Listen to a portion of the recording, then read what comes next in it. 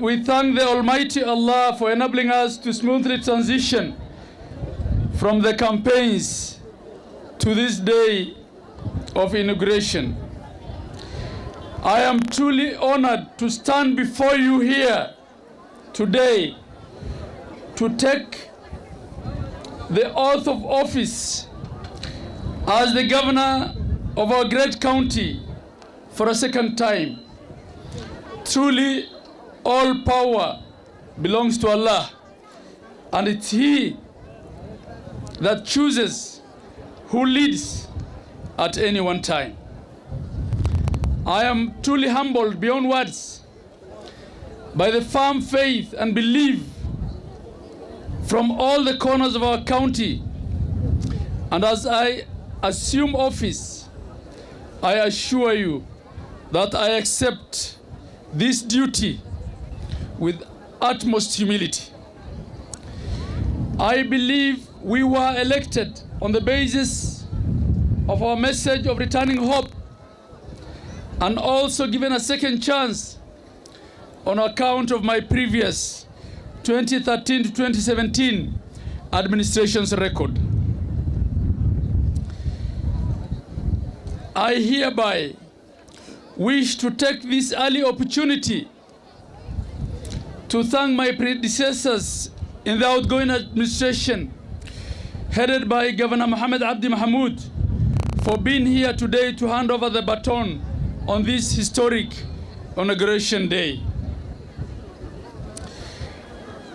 I would also like to utilize this opportunity to congratulate all elected leaders, led by my able deputy, His Excellency Ahmed Abdi, our senator, the women member of the National Assembly, members of the National Assembly, and all the members of the County Assembly who were given a chance, who were chosen by the people of Wajir to serve for the term 2022-2027, inshallah.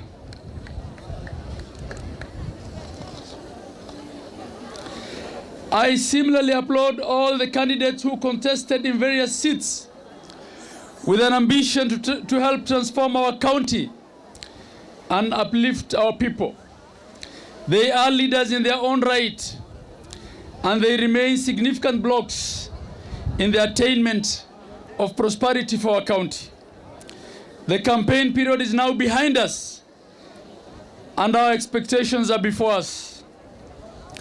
I call upon every one of us to focus and channel our energies to providing critical services to our people and developing our county. It is time to restore hope. I want to assure all the people of Wajir County, regardless of which corner of the county they hail from, and irrespective of whom they voted for, that my administration shall do justice and shall serve them equally. Distinguished guests, ladies and gentlemen, our county, like many others, has undergone a bumpy, challenging period. It demands our focused attention and energy to aid it in its recovery and help get it back on track towards progress. I believe if we join hands, these challenges shall be behind us in the shortest time possible. The time has come to put aside all our grievances and all our differences, and to reaffirm our commitment to our county's development. I can see faces filled with optimism and hope in all of us gathered here today. As your governor, I want to assure you that my administration will do everything humanly possible to exceed your expectations and fulfill your hopes and dreams. Distinguished guests, ladies and gentlemen, inshallah next year, 2023, Kenya shall be a turning 60. Whereas we admit we are not to blame for the slow pace and delay in development in comparison with the progress enjoyed in other parts of our country, we must now roll our sleeves to earn our county the status it deserves without any shortcuts, without settling for anything that falls short of our people's expectation. Devolution, albeit slowly, is giving us a chance to bridge that developmental gap. We got our first kilometer of tarmac as a result of devolution. A lot of our sub-counties carried out their first cesarean delivery as a result of a devolution of health services. We still have a lot ahead of us to improve our people's lives. And I believe if we join hands, we shall rewrite our county's history. There is so much, there's truly so much before us and much to deliver across almost all sectors. Our traders' tears calls for our urgent intervention to reform our economy by starting with settling all legitimate pending bills. My administration shall begin by paying all small businesses affected by the pending bills gridlock in order to create a thriving business environment and allow reinvestment into our county. Unemployment and lack of opportunities for the burgeoning youthful population remains a time bomb, not only to our county, but also in our country, Kenya.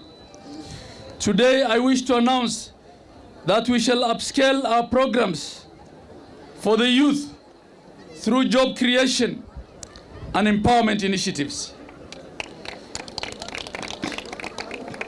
We shall endeavor to create employment for the qualified youth, particularly health practitioners and ECD teachers, support youth-owned private enterprises, and invest in social programs to support less privileged youth.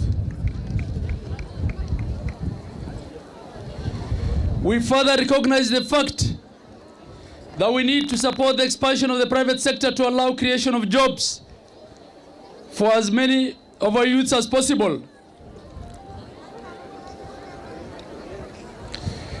To meet the employment needs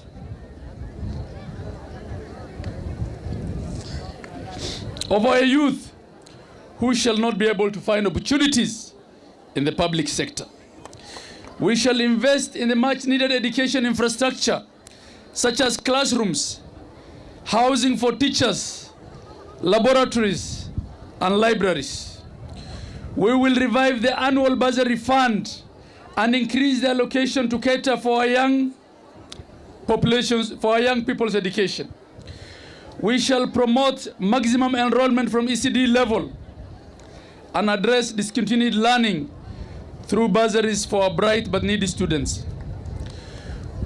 We also pledge to work with the education stakeholders, including the national government, to find a lasting solution to the shortage of teachers in our primary and secondary schools.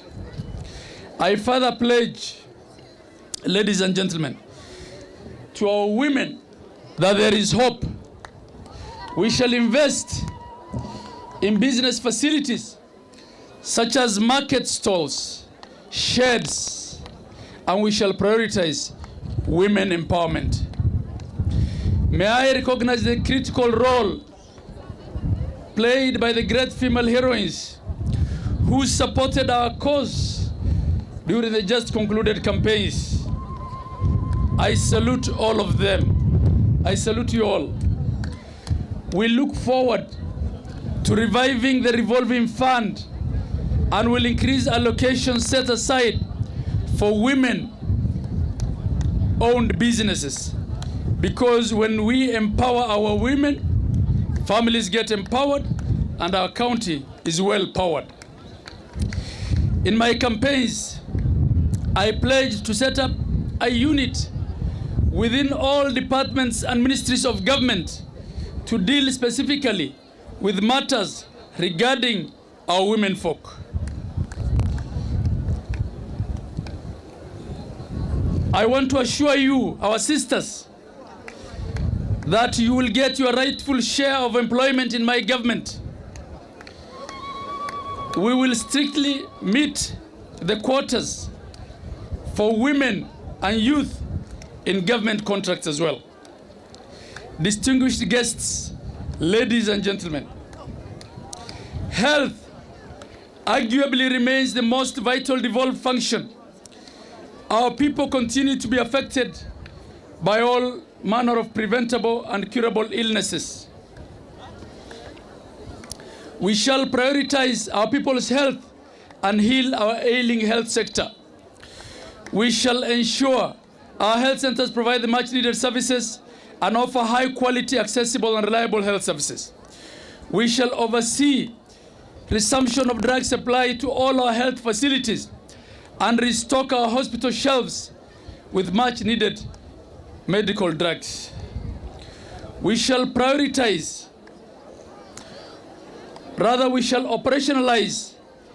the Wajir medical stores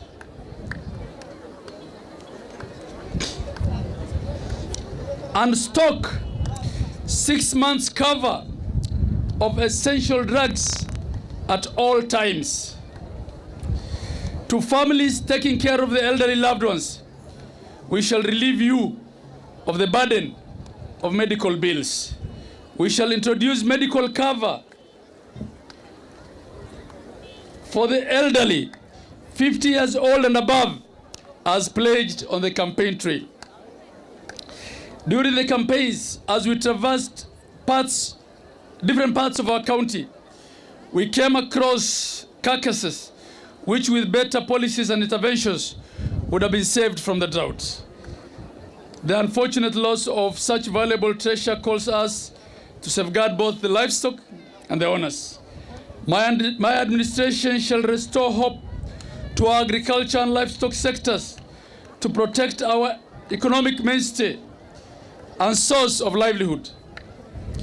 This includes allocating sufficient funding to boost food productivity and livelihood protection through halal insurance for our herdsmen.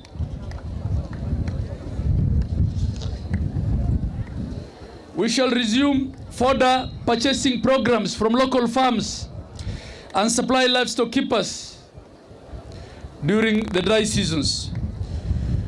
We promise to operationalize the Wajir abattoir and give our people an opportunity to export meat and livestock products. For the third year in a row, our rainy seasons, both long and short, have either completely failed or registered depressed rains. I take office at a time when our county is experiencing ravaging drought. I call upon all our development partners and the national government to intervene and complement our plans in providing basic help to alleviate suffering caused by the drought. Distinguished guests, ladies and gentlemen, we shall hugely invest in the water sector by enabling our people access to this precious commodity.